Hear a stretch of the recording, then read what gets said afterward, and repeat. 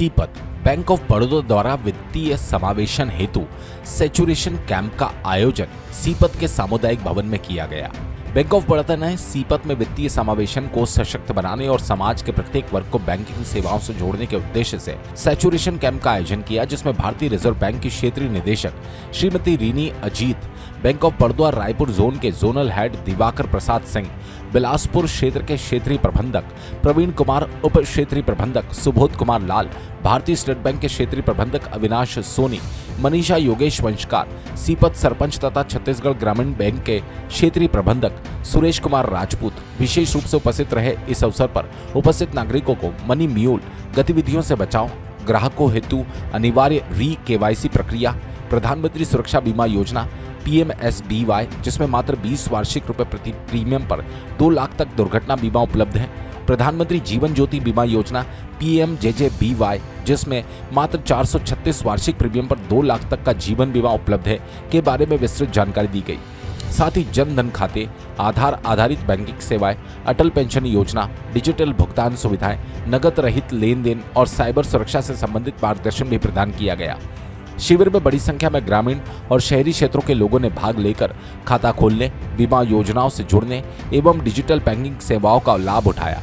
कार्यक्रम का संचालन रंजीत कुमार रजक, वरिष्ठ प्रबंधक बैंक ऑफ बड़ौदा द्वारा किया गया।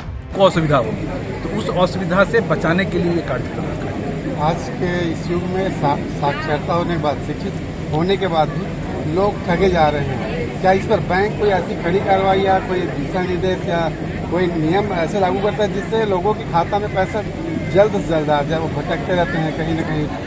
देखिए, साक्षरता और वित्तीय साक्षरता दोनों अलग अलग चीज़ें हैं। आप सबने देखा होगा, जाना होगा कि कई से एक से एक साक्षर व्यक्ति, अच्छे पदों पे आसीन व्यक्ति डिजिटल अरेस्ट के चक्कर में फंस के अपना लाखों गंवा दिए।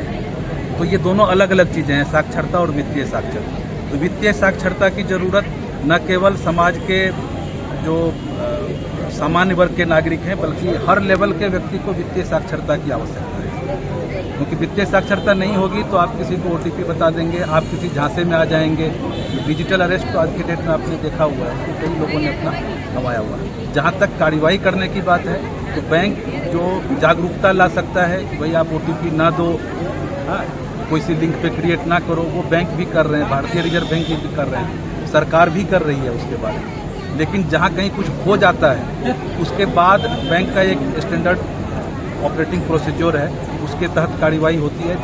जब बताया जाता है तो उसके बाद उसके लिए कार्रवाई होती है। और जो दोषी होते हैं, जो कल्प्रिट होते हैं, उसको पकड़ने के लिए जो संबंधित जो जांच एजेंसियां हैं, सरकार की जो जांच एजेंसियां हैं, वो उस पर काम। समय न्यूज लाइव प्रदीप पांडे की रिपोर्ट।